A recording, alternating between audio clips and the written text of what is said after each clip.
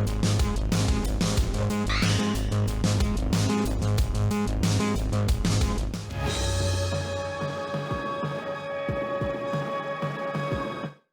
everyone, welcome to Tube of Tunes. Today's video is going to be the last one covering the Annecy Online 2020 Festival. So just to quickly recap, this year the Annecy International Animation Film Festival has switched to an online platform due to the current ongoing pandemic. In the last few weeks I've had a series of videos covering many different elements from the festival. I reviewed films such as Noel and the Magic Book, Ginger's Tale and Jungle Beat the Movie, as well as covered the MIFA campus events and a selection of the short films that were on offer at the festival. And I'm going to link a playlist featuring all the videos covering those topics. Now, the Annecy Festival ran from the 15th to the 30th of June this year, and so as of now it has ended. So if there was anything you wanted to watch, I'm sorry guys, you've missed it. But for a mere €15, I can genuinely say that this festival was a fantastic opportunity to immerse yourself in the world of animation. It was a complete bargain at that price. Now, in addition to the events that I've already covered in previous videos, I did attend some of the other events online. For instance, the Cartoon Network Art of Storyboarding event, the Ron Clements and John Musker Masterclass.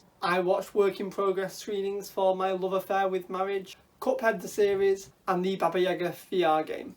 Now that was a fairly varied selection of different events that they had on, which all focused on peeling back the curtain and showing us different parts of the animation process in varying different ways. You had the masterclasses, which was sort of a lecture style event. The work in progress, it was a far more behind the scenes type look at an upcoming project where they showcased various different productions in whatever states they are currently at. It was great to see at the storyboarding event the different ways that the different shows they had on offer went about storyboarding their shows. Of course, it was great to hear from Ron Clements and John Musker, two legendary Disney directors, on hearing all about their life, all the stories from across all the different films they've worked on, as well as hearing some little tips for any future filmmakers in the audience. At the work in progress screenings, I really enjoyed seeing the work being done on Cuphead the show. Cuphead the show, of course, being based on the beloved video game, and it is coming to Netflix soon. They showed us a lot of the behind the scenes process of making particularly the first episode,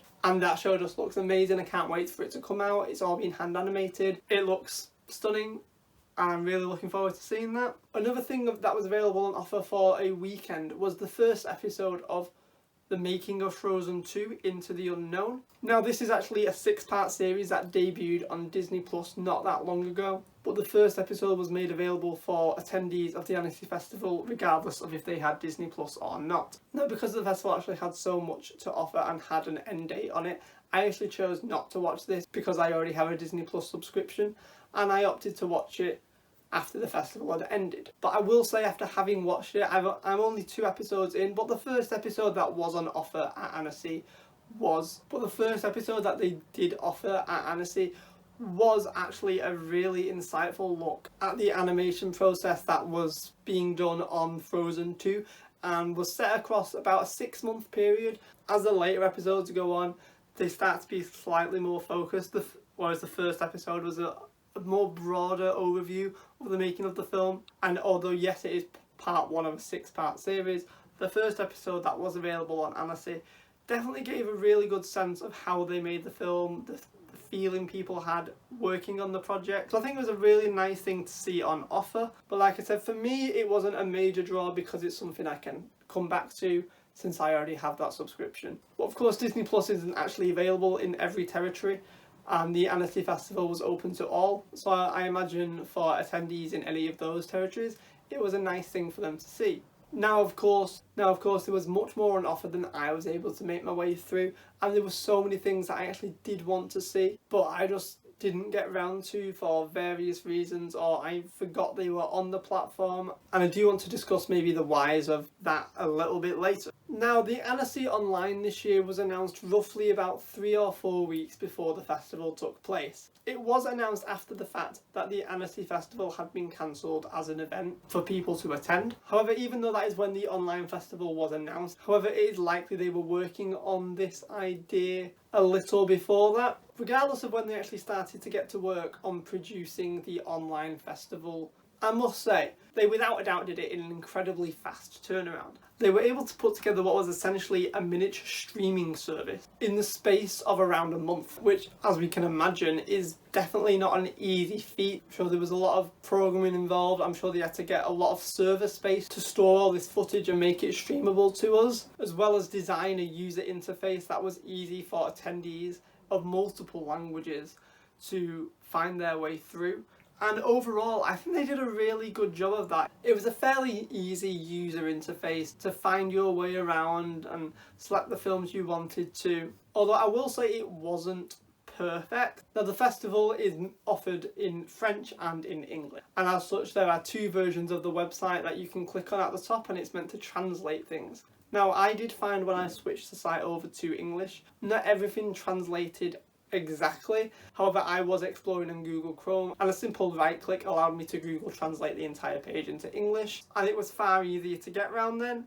It wasn't a massive problem, but it is something that I did notice. But like I said, they did it so fast, I can't really blame them for little blips like that. When you did click on a film or a specific piece of content, you were just simply met with the option to watch it. There was no description. There was a little place where you could click to get a description up, but that wasn't the easiest thing to see. It's not something I noticed till later on in the festival that I noticed that the description was available within the streaming platform. And so at the start of the festival, I found myself switching between the streaming platform and the program that was just on the Annecy Festival's website, just so that I could see what it was I was about to watch and decide what I wanted to watch next. I don't know whether that's just a me thing, that maybe I was being a bit dense and I just missed it, but I don't think it was particularly clear. It would have been nice if when you clicked on the film, the description was just there and you didn't have to click anything additionally for it to pop up. But again,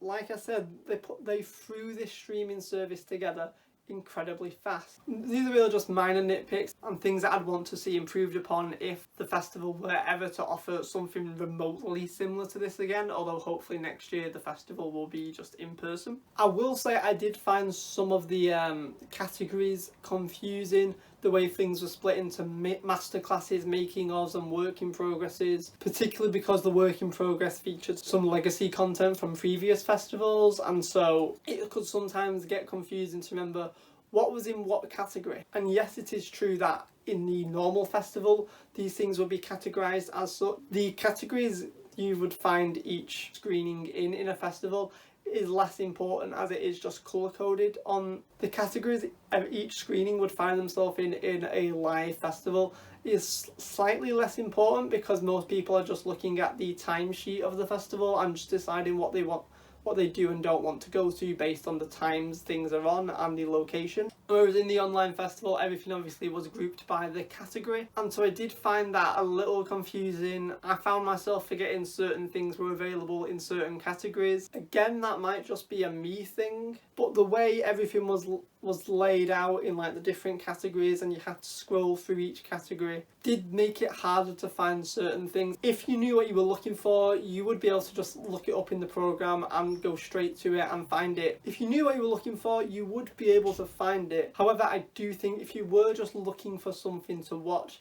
it is very easy for things to get lost in the sea of content that was available on the service, and it was incredibly easy to miss things. I know I was just looking over the program when I was writing the script for this video, and I was just like, oh, that was there, I didn't know that was there, or I'd forgotten that was there and I never went to look for it. So although I do think the interface that they had for the festival was nice and fairly easy to navigate, I do think they possibly could have come up with a slightly better way, because I do think certain things just got a little bit lost. I don't want to sound too negative. Like I said, what they achieved in such a short amount of time is astounding, and it was fairly easy to navigate. It was just that certain things that were a little bit more buried towards the bottom of the page, you had to scroll through the category to find them, was just a little bit more buried. Now I just want to talk about the convenience of an online festival. Although a lot of people in the current pandemic have found themselves able to work from home, a lot of people additionally have just had time off, and so for them I imagine 2 weeks of just being able to watch whatever they want the festival had to offer would have been absolutely amazing. However, for people that are going into work or are working from home, I do think the idea of having the festival still on is somewhat less convenient. People weren't taking the time off to go to the online festival in the same way they would to go to an actual festival. Now, of course, I imagine some people already had the festival booked off as they were planning to go in person before it was cancelled.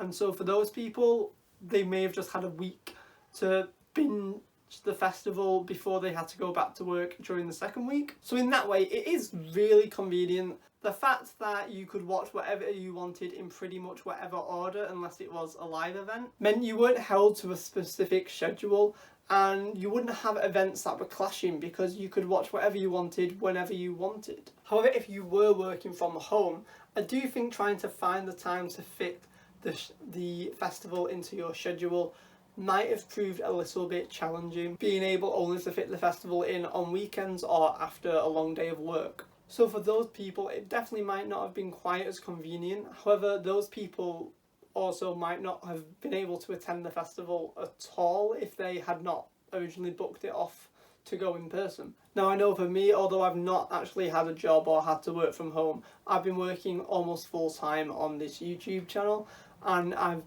for instance, I spent an entire week covering this festival and I was making a video almost every day. And so although I wasn't as quite as restricted as some other people, I still did find myself struggling to fit everything in that the festival had to offer, as there was so much things on offer. And I just also found myself not to be quite in the same mindset of, yeah, I'm going to watch everything, that I would be when I'm quite at the festival and I'm there to purely to just enjoy and immerse myself in animation, as I did when I was at home and I was watching it on a tablet screen as opposed to a massive cinema screen. In fact, the first week of the festival I barely watched anything, and it was mainly in the second week when I knew I had to cover some things for the channel that I really got into watching things from the festival.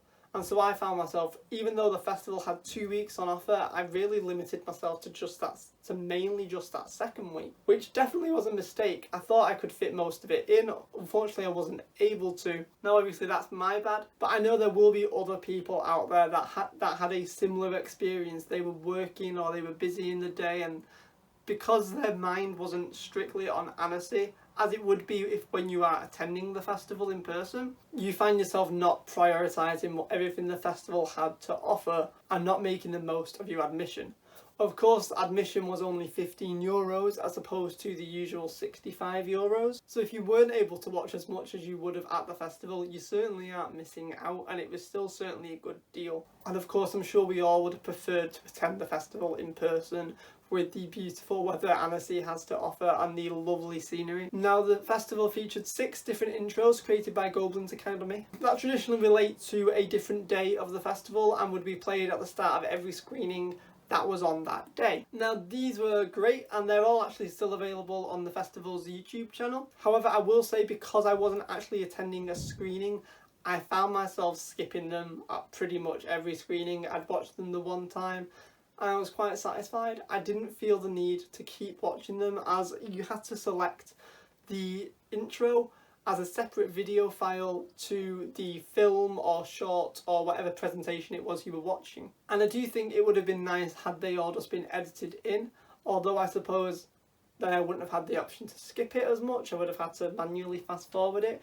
So I suppose it's nice that there was the option there to skip them, but I do think it makes you feel less ingrained in the festival because you are skipping them. Also, because you were watching whatever you wanted whenever you wanted, everything felt less segmented into each day, and it felt odd sometimes looking at the films that were on offer and seeing why, oh, this one has day 1 with it and this one has the day 3 intro with it. I suppose they were just the days the films were originally intended to be screened at the festival. I'm not really sure. But the animations in all of those intros were absolutely amazing, and I recommend you all go out and watch them. But it was something I did just notice was there. Every time I clicked on an option, there was always 3 videos at the bottom. There was the Goblins intro, a presentation, which usually equated to just being like a title card for whatever you were about to watch, and then the actual thing you were about to watch. And although there was an option to play it all, It was just a little clunky seeing the three of them there as separate video files. I think it would have been just nice if you just clicked play and everything just played as one,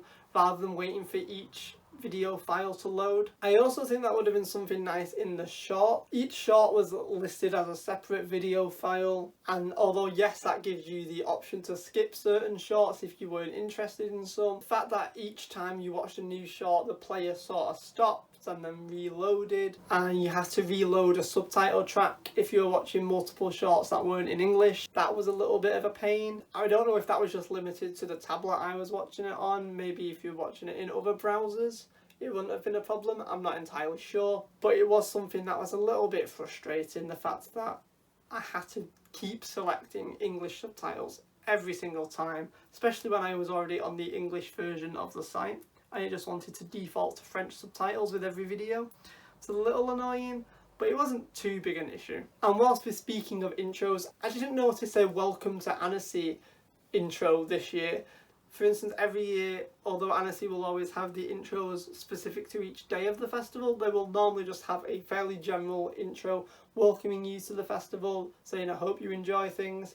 And of course it would normally feature a bunny rabbit of some sort. Where was Le Bon? Overall, I really enjoyed Annecy Online 2020. I think the festival as a whole was brilliant. The amount of stuff they had to offer, especially for such a low price point, and it was really something to be amazed by. And it's particularly incredible considering how fast they were able to put it all together. I'll be interested to see next year if hopefully the pandemic is over and everything's back to normal, that if the festival is in person, if they actually keep any of the online elements, allowing you to watch certain things or certain screenings at later times if you want, or whether it will just be completely in person once again. I suppose a lot of it will be judged on how successful people deemed this event to be, but I'd definitely like to see them experiment with something, maybe obviously not on this larger scale because a lot of the events will be in person next year, but I hope they do something and they don't just like forget about everything they've learned this year. I hope they're able to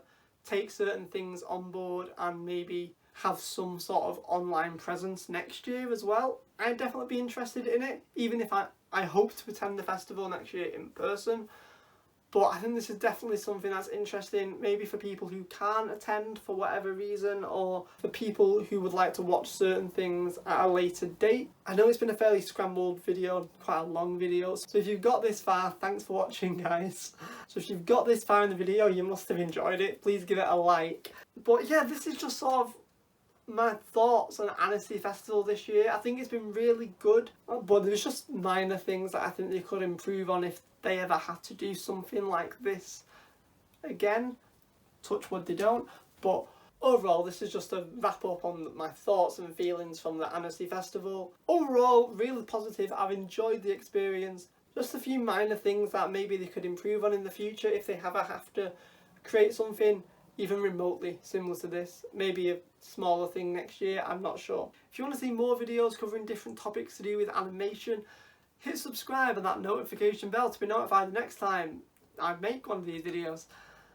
Alright guys, thanks for watching. Cheers.